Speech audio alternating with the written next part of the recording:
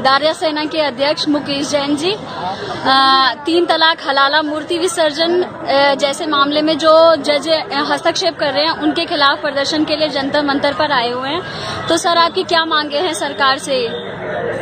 देखिए, सरकार से हम यही कहना चाहते हैं कि सर्वोच्च न्यायालय को धर्म में दखल देने से रोके। वो लगातार हमारे धर्म पर हमला कर रहा है। कभी कहता है तुम्हारा दही हंडी गलत है, कभी कहता है तुम्हारे दिवाली के पटाखे प्रदूषणकारी हैं, कभी कहता है स्वतंत्र कुमार नाम का जो हरित अधिकरण का चेयरमैन है वो कहता है उसने तो हमारे हिंदुओं के सौदा को प्रदूषणकारी बता दिया। हमारे जागरण पर रोक लगा दी, रात्रि जागरण करते थे उस पर रोक लगा दी। ये न्यायालय जो धर्म पर हमला कर रहा है ये ठीक नहीं है। और धर्म पर हमला करने वाले जो अंग्रेज थे उनको भी 1857 में हमने करारा जवाब दिया था। स्वामी ओम जी ने जैसा कहा है कि 3 तलाक के मसले पर सुप्रीम कोर्ट को पीछे हट जाना चाहिए और धर्म पर हमला नहीं करना चाहिए। ये उनकी जायज बात है और हम इसका समर्थन करते हैं। जिस प्रकार जज कभी मूर्ति विसर्जन पे रोक, तो कभी यमुना जी में फूल फेंकने पे मनाही, तो कभी बैनर लगा के यमुना जी को देखने पे प्रतिबंध लगा देते हैं, दही हांडी पे प्रतिबंध लग गई है।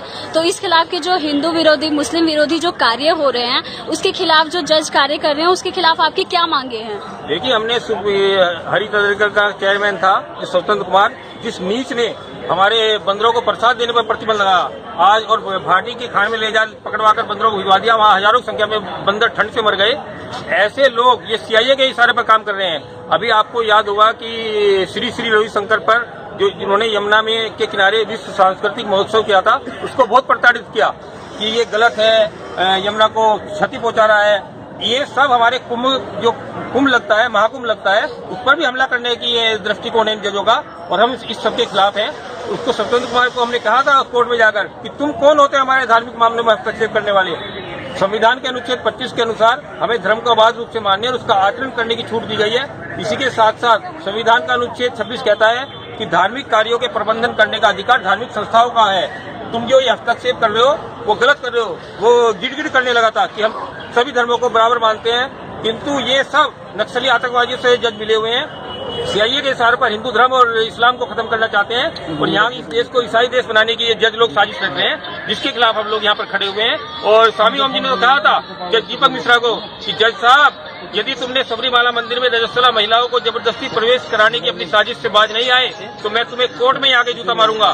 तो आज हर तरह से जो धर्म पर हमला हो रहा है उसके खिलाफ हम लोग जंतर मंतर पर ये सब बात कह रहे हैं। तो आपके लोगों से जो हमारे हिंदू और एवं मुसलमान भाई हैं उन लोगों से क्या मांगे हैं? कैसे आप उन लोगों को एकजुट होने के लिए क्या मतलब क्या प्रेरणा के लिए कैसे कह रहे हैं कि एकजुट होकर इनका विरोध करें? हमने मुसलमानों से कहा है कि जुम्मे के दिन, अभी जो जुम्मा आ रहा है परसों ही, उस दिन सुप्रीम कोर्ट का घेराव करो और इन जजों की ईंट से ईंट बजा दो जो धर्म पर हमला करने जा रहे हैं। हमारे सामने भारतीय नौजवान इंकलाब पार्टी के सतवीर जी हैं, वो भी 3 तलाक जैसी मामलों पे अपने विचार प्रस्तुत करेंगे। तो बताइए सर।